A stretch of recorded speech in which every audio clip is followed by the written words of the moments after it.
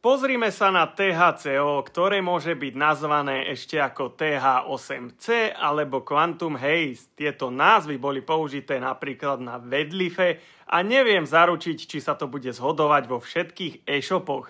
Ide o chemicky upravený kanabinoid, ktorý je známy tým, že má oveľa silnejší účinok než klasické THC. THCO nevzniká prirodzene v rastline konope, vyrába sa v laboratóriu ako derivát THC. Samozrejme, podotýkam, že toto video má výhradne informačné účely a rozhodne nikoho nenabádam, aby tieto látky užíval. Výroba prebieha tak, že sa najprv z konope vyextrahuje CBD. To sa potom chemicky upraví na delta 9 THC a následne sa k molekule pridáva tzv. Acetylová skupina. Tento proces zvyšuje schopnosť látky preniknúť cez krvno-mozgovú bariéru, čím sa zvyšuje aj jej účinnosť. Výsledkom je THCO acetát, silnejšia a pomalšie nastupujúca verzia THC. Po užití THCO sa látka najprv spracuje v pečeni, kde sa aktivuje na formu, ktorá dokáže pôsobiť na kanabinoidné receptory CB1 v mozgu. Práve tieto receptory sú zodpovedné za reguláciu nálady, pamäti, motoriky a zmyslového vnímania. THCO má vysokú afinitu k týmto receptorom, čo znamená, že sa k ním viaže veľmi účinne a preto má aj silnejší psychoaktívny efekt než klasické THC.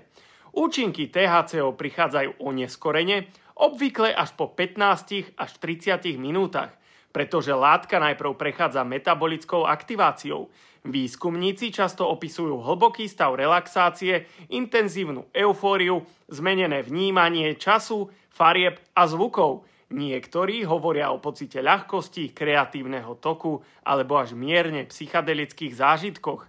V menších dávkach môže byť zážitok príjemný a kontrolovateľný, no pri vyšších dávkach alebo u citlivejších ľudí sa môžu objaviť aj menej príjemné pocity alebo vedľajšie účinky, ako je dezorientácia, únava, úzkosť alebo nevoľnosť.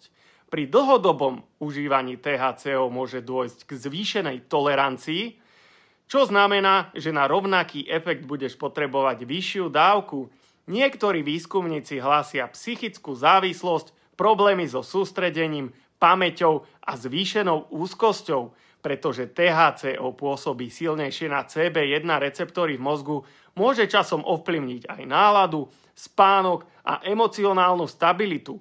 V extrémnych prípadoch sa môžu objaviť aj poruchy vnímania alebo dočasné stavy paranoje. Keďže ide o polosyntetickú látku, jej dlhodobý biologický dopad ešte nie je dôkladne preskúmaný.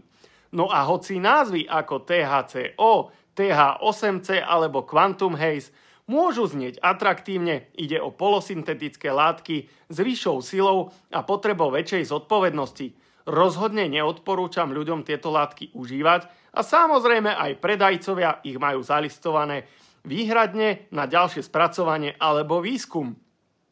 A ak sa pýtaš na legalitu tohoto kanabinoidu, tak momentálne na Slovensku a v Českej republike je tento kanabinoid v šedej zóne, teda jeho držanie nebude trestné.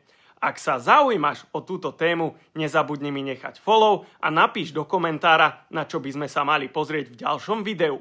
A ak ťa môžem poprosiť, repostni toto video. Vzhľadom na to, že tieto kanabinoidy pribúdajú na trh extrémne rýchlo a ľudia nevedia, o čo sa jedná a nepoznajú riziká týchto látok. Ďakujem, že si pozeral až do konca. Ahoj!